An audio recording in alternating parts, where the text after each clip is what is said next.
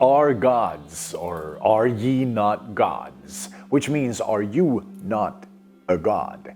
And it's a saying out of the Bible and out of the Psalter, the book of Psalms, where it talks about, and Jesus refers to it also in, I think it was in Luke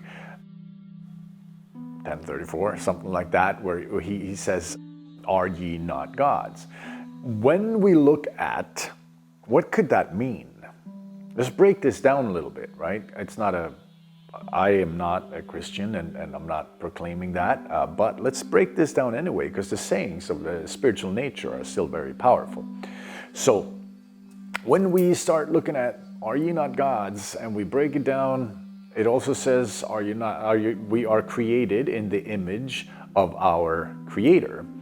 So if our Creator, let's just go with the idea that it like so many different writers and philosophers and creators we're starting to claim this extraterrestrial origin. And then we can let's look at some of our earthly living species, such as different forms of apes, different forms of, what they call the Homo erectus, and these earlier forms of human. And then we look at what the aliens, if they come in with their DNA, and if they do a splicing, you would get something that looks a lot like humans. And when we also look at how we have seen aliens, how either people who have done journeys or people who have been abducted, everybody reports aliens looking in similar ways, that there are many different species, but they look in certain ways.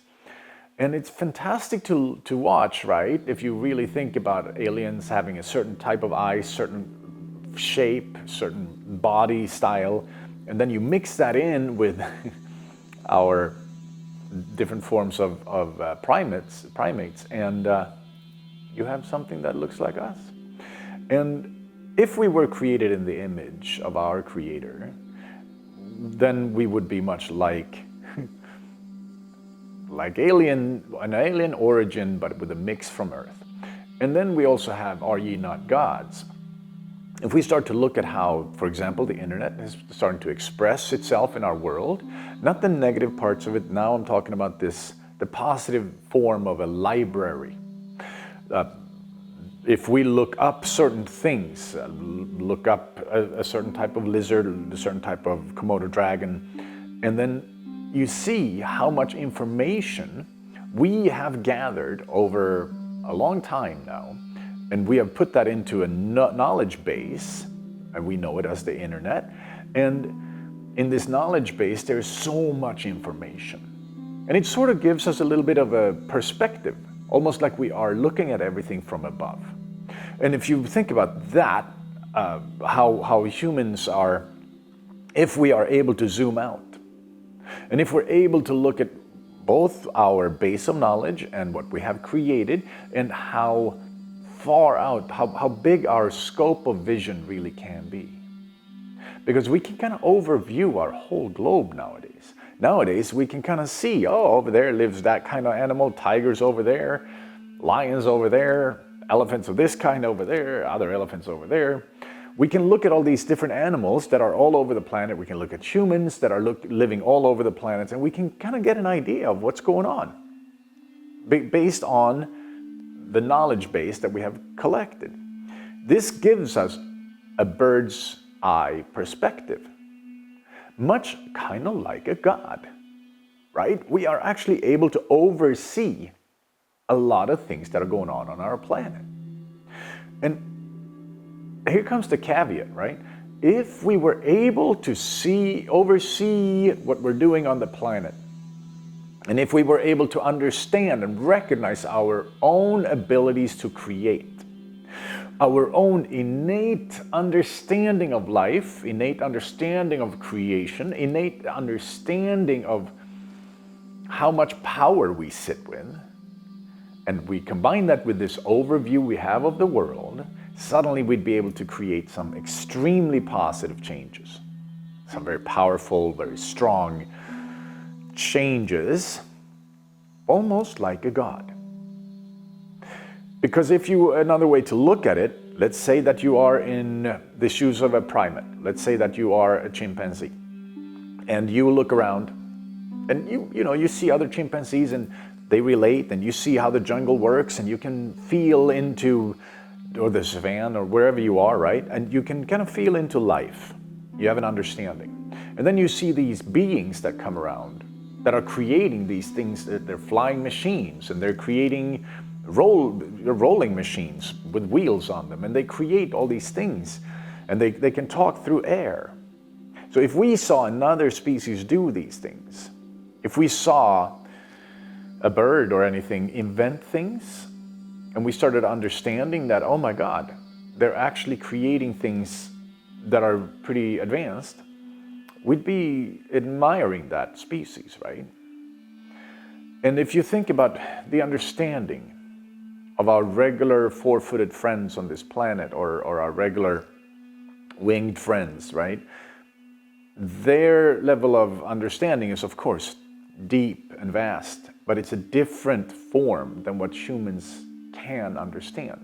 We have been given a level of understanding and a level of comprehension that is really much like a God. So from that perspective, when Jesus says, "Are ye not gods?" he means that we are gods when we understand it. When we understand our true innate nature, we are gods. The only thing is, we have given away that power. And if we look at how society has evolved, and we look at what we could call the dark forces of our planet, or even extraterrestrial dark forces that are sucking our life energy away from us, that is based in fear, right? So as soon as a God goes into living in fear, we actually are leaving our godlike state, and now we're living in our lower parts of our nature. We're living in the parts of our nature where we're fear-based, where we are like, oh God, I gotta get this, I gotta take that. If I can only get enough of this, if I can only get enough of that. We're not in our creative full force anymore. When you are intact and integral, meaning you understand your inner connection to the universe and to everything that is, and you are integrated. And we can sit with our shadow, we can sit with our good sides and darker sides, and we can integrate them. And we can see them. We can hold ourselves in love and light. We start to gain access to our power. And as we gain more and more access to this power, we become more godlike. And we leave, what we talked about in the other video, we leave the toxic level of existence and we move into the divine level of existence. So that saying, when Jesus says, "Are you not gods?" or "We are created in the image of our Creator," in the likeness of our Creator, if we start to understand our deeper energy, internal state, and we start to understand that we have that power when we're living not in fear, then our creative powers are immense. And what we can create will have beautiful fruits. Then we're going to talk about seeding, or we're going to sow beautiful seeds that in 7 generations are going to be creating some amazing stuff on this planet. In opposition to what we're doing now, when most of our operations are based in fear. Most of what we do is fear-based. So we're sowing more of the fear, which is going to have ripple effects down 7 generations as well. So as we shift, right, we shift into our loving energy. We shift into compassion, tolerance, understanding. We gain understanding by growing roots into Earth Mother. We gain power. When we start gaining that power, we start to understand our inner connection to the universe and how we are godlike.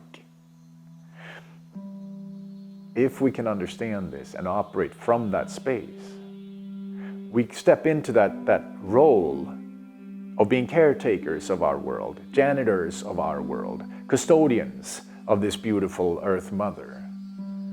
Right? If you really look at, years ago I was going through a hard time in my family life, and my mom, I was having some issues with my mom. This is 20-something years ago. And I went to this one place where they prayed for me, and they said, "Dear God, help Marcus to understand that his job is to be a loving, supporting son. And let him understand, help him understand that his mother, that God, our universe, has a plan for his mother as well, and she's doing the best she can to live up to it, even though it's not going that well all the time. And that way of praying and that way of looking at things helped me immensely. When I started realizing that, what if I'm a son of Earth Mother, son of life? What if my job is just to be a supportive son, a loving, supportive son of our planet? Right? So are ye not gods? Are ye not gods? We realize our innate divine potential. So much love. Thank you, thank you, thank you.